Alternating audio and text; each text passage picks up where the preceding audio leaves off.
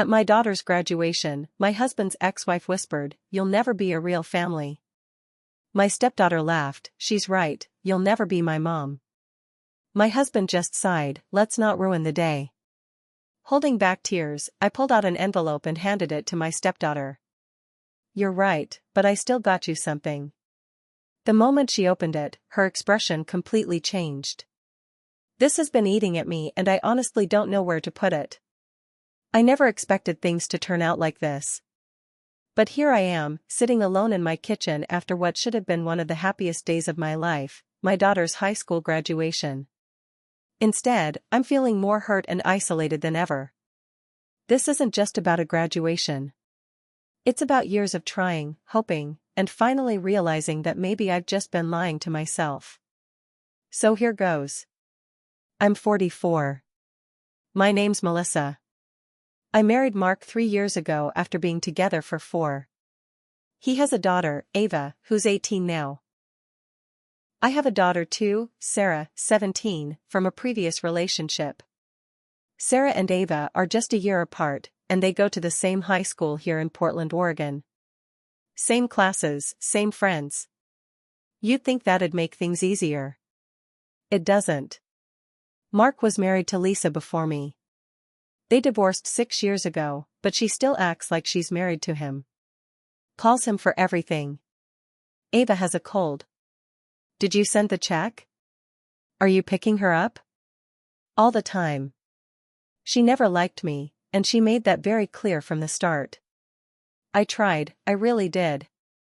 I never tried to take her place. I never talked bad about her around Ava. I was just there. Helping. Supporting. Driving Ava to school, helping with homework, even staying up to help with her college applications when Lisa couldn't be bothered. I never expected anything in return. But I guess deep down, I wanted to feel like I was part of something. Like I was building a family with Mark, with both our girls.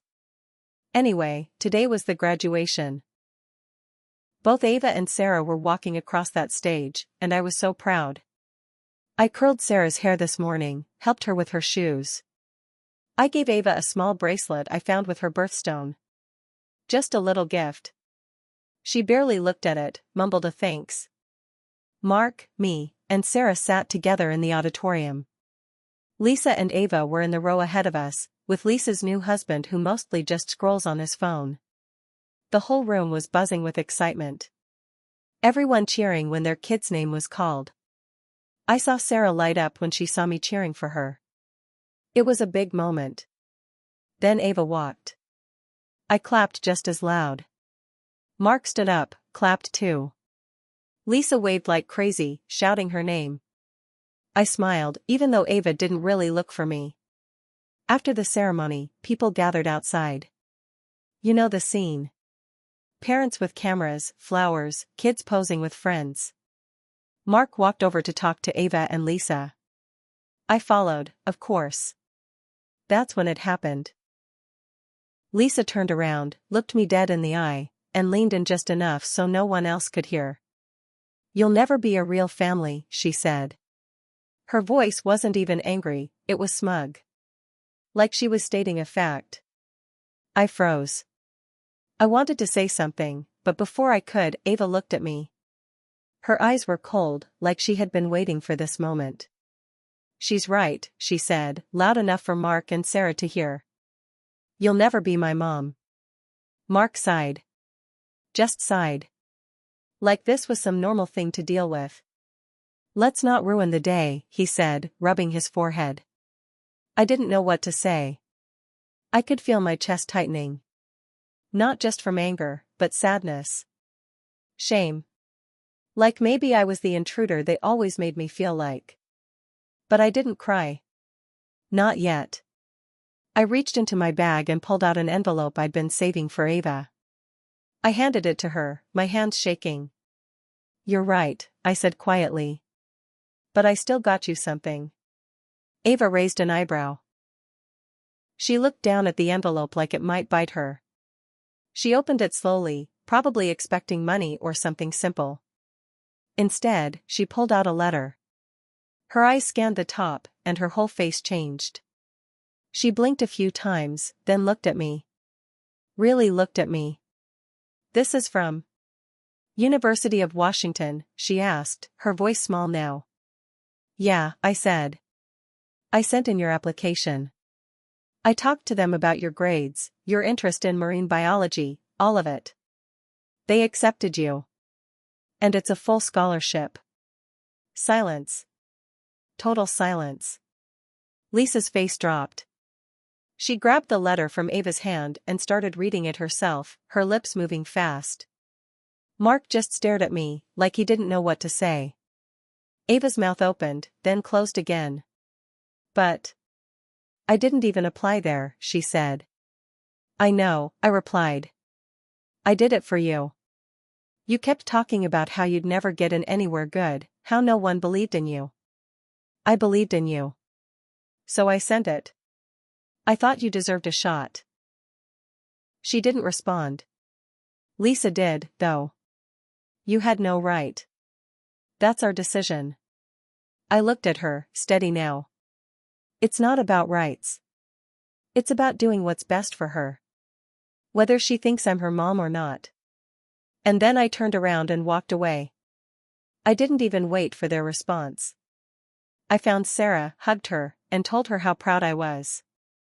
She didn't see what happened. Thank God. But she noticed my eyes were red and didn't ask. Just held my hand. Now I'm sitting here writing this, wondering if I made a mistake. Not with the application, I'd do that again in a heartbeat. But with everything else. Maybe I've spent too long trying to be part of a family that doesn't want me. Mark still hasn't said anything. He came home after dinner, said he was tired, and went to bed. No mention of what happened. No support. Just silence. I don't know what's going to happen next. I really don't. But I'm tired. So tired of pretending I'm okay. Of trying to hold it all together when everyone else just gets to be cruel and walk away. And honestly, I'm not even mad at Ava. She's a teenager. She's been poisoned by years of Lisa whispering in her ear. But it still hurts. God, it hurts. I thought today would be about celebration. Instead, it just showed me where I really stand. Not a mom. Not a stepmom. Not even part of the picture. Just there. So. It's the next day. Mark still hasn't said a word. Not about the graduation. Not about Ava. Not about Lisa. He made coffee this morning like nothing happened, asked if I wanted toast. I just said no and walked into the living room. I'm not good at pretending everything's fine. Not anymore. Then around 11, he gets a call. He steps outside to take it. I know that tone, low voice, pacing the deck. It's Lisa. Of course it is. I couldn't hear everything, but I caught enough. She had no right, overstepping, making me look bad. Then I hear Mark say, "It's done, Lisa. Let it go." That's it. He comes back in, doesn't even look at me. So I ask, was that her? He nods. She's just upset. About what? Mark shrugs. You should have talked to us first. That hit me in the chest. I should have talked to them? When has Lisa ever included me in anything about Ava? When has she ever spoken to me like I mattered? She told me I'd never be a real family, I say. And Ava laughed in my face. Mark sits down at the table, rubbing his eyes. Melissa, you can't take that stuff personally. They were emotional. It was a big day. I stare at him. And you weren't? You just stood there and let them talk to me like that. Mark sighs again. Always the sigh. Always the let's not ruin the day attitude. But guess what, Mark? The day was already ruined. And you let it happen. I was trying to keep the peace, he says. No, I tell him. You were trying to keep her happy. And in the process, you made it very clear where I stand. He doesn't answer. Later that afternoon, Ava shows up. Unannounced. She has the letter in her hand, folded and creased. "I need to talk to you," she says. I can tell she's nervous. I nod and let her in. We sit down. She's quiet for a minute, then says, "I told Mom I want to go to UW." I blink. Okay. She's furious, Ava continues. She says she won't support me if I go. Because I helped? I ask. Ava nods. She says you're trying to take her place. That you're trying to steal me. That stings. I never wanted that. I never tried to be her mom. I just wanted to help her have the future she dreamed of. But I stay calm. What do you want? I ask her. She looks down. I want to go. I didn't think I could, but you believed in me. And I want to go. I nod. Then go. But what if she cuts me off, she whispers. I look her straight in the eye. Then I'll help you. She looks up. Why would you do that? After what I said? I shrug. Because I care about you. Whether you believe that or not. Her eyes fill with tears, but she doesn't cry. She stands up. I'm sorry, she says, and leaves. Mark comes home 2 hours later. I tell him Ava came by. She's going to UW, I say. He stiffens. Lisa won't like that. I slam the drawer I'm organizing. Why does it always matter what Lisa likes? She's her mother, he says. And I'm your wife, I snap. Do I matter? He doesn't answer. That night, I sit on the porch. Sarah joins me. She's always been the quiet one, but tonight, she speaks. I saw what happened yesterday, she says. I didn't say anything because I knew it hurt. I nod slowly. You don't deserve that, she says. From them. From him. I feel tears prick my eyes. Mom, she adds, if you're waiting for them to love you the way you love them. I don't think they can. Her words cut deep, but they're true. She sees what I've tried to deny. The next morning, Mark gets a text while we're having coffee. He picks up his phone and frowns. Lisa just pulled Ava's college fund, he says. What? She emptied it. Said if Ava wants to go, she can figure it out with you. I feel sick. Not because of the money, but because of the kind of manipulation Ava is up against. Lisa would rather sabotage her daughter's future than let her accept help from me. And now? Now Ava's caught in the middle. Mark is frozen. Lisa is vengeful. And I'm the villain in a story I never even wanted to be part of. I don't know what to do next. But something tells me this is far from over. 3 days pass. No word from Ava. Mark's been silent too, staying late at work, barely speaking when he's home. I don't ask questions anymore. I already know the answers. But then the twist comes. I'm in the kitchen washing dishes when my phone buzzes. Unknown number. Normally I wouldn't answer, but something tells me to pick up. Melissa, a voice says. Female. Tired. Almost scared. Yes? It's Ava's aunt. Lisa's sister. Janet. I blink. I barely know her. Met her once at Ava's birthday years ago. I don't want to get involved, she says. But I thought you should know something. I dry my hands. Okay, she sighs. Lisa's planning to file for emergency custody. She says you're interfering with her daughter's life and manipulating her. She's trying to cut Ava off from you. Entirely. My heart skips. She can't, Ava's 18. She's using the college thing. Saying you're bribing Ava, trying to replace her. She's even talking about reporting you to the school. I sit down slowly. Is she serious? I know my sister. When she feels like she's losing, she plays dirty. I thought you should be ready. I thank her, hang up, and just sit there. My hands are cold. My mind is racing. Later, I tell Mark everything. He looks shocked for once. She'd never, he starts. She would, I interrupt. And she's going to. She can't stop Ava from talking to you. But she can make her life hell, I say. And she will. A few hours later, I get a knock on the door. It's Ava. She looks exhausted. Red eyes, pale face. She walks straight into the kitchen and drops her phone on the table. She kicked me out, she says. What? She said if I still planned to go to UW, I could pack my bags and go live with you. I feel my knees go weak. Did you? She nods. I packed. Everything. I take a deep breath. You can stay here. Of course. Mark walks in and sees her. What happened?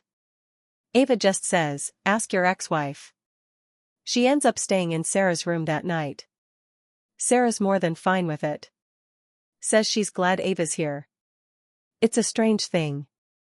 The two of them, so different, but maybe both of them tired of being caught in the middle of adults acting like kids. Then another twist. That night, around midnight, the doorbell rings. I peek through the window. It's Lisa. She looks wild. Hair a mess, eyes red, mascara streaked. Mark comes down too, half asleep. He opens the door. Lisa, what the hell, you did this, she screams. She's mine. She's not a possession, I say from behind him. You think you can just buy her? With a scholarship? A place to live? Lisa yells. You're pathetic. Lisa, go home, Mark says. But she doesn't move. I'm calling the police, I say calmly. She laughs. Go ahead. Let's see what they think about you forging college documents. Mark turns to me. What is she talking about? Lisa sneers. She pretended to be Ava on the college application. Filled it out herself. That's fraud. Mark looks at me. And for a second, I feel something crack. Because yes, I did fill out the form. I typed Ava's essays from notes she scribbled. I answered the questions she didn't finish. But I never forged anything. I didn't fake her identity. I just pushed the button when she gave up. Lisa storms off before the police come. But the damage is done. Mark doesn't speak to me that night. Or the next morning. Ava stays quiet too. Sarah tries to comfort me, but even she looks confused now. I feel like I'm standing on the edge of something. I tried to help. I tried to love them. But now, I might lose everything. And the worst part? I'm starting to wonder if Lisa was right from the start. It all came to a head the next Saturday. I'd barely slept all week. Ava stayed quiet, moving around the house like a ghost. Mark was more distant than ever. He barely looked me in the eye, always finding something to do in the garage or out running errands for hours. Sarah kept giving me these looks like she wanted to say something, but didn't know how. The air in the house was thick. Like we were all waiting for something to blow. And then it did. It was supposed to be a small dinner. Just the four of us, me, Mark, Sarah, and Ava. Ava had gone earlier that day to return some of her mom's things. She looked shaken when she came back, but she didn't say much. Halfway through dinner, Mark said, out of nowhere, you know, maybe we should just take a step back from all this. I looked up. From what? He set his fork down slowly. From trying to force something that clearly isn't working. My chest tightened. You mean, this marriage? Ava and Sarah froze. I mean the situation, he said, carefully avoiding my eyes. This house has become so tense, no one's happy. I laughed, short and bitter. You're just now realizing that? Sarah put her fork down too. Dad, Mark raised a hand. I'm not blaming anyone. But Lisa's threatening lawyers. Melissa may have crossed a line, that's when Ava snapped. She didn't cross a line. Mom did. Mark turned to her, shocked. You know what Mom said to me today? Ava's voice cracked. She told me I was dead to her if I left. That I could go live with that desperate woman and see how far I get without her money. I stared at Ava. She said that? Ava nodded. And she meant it.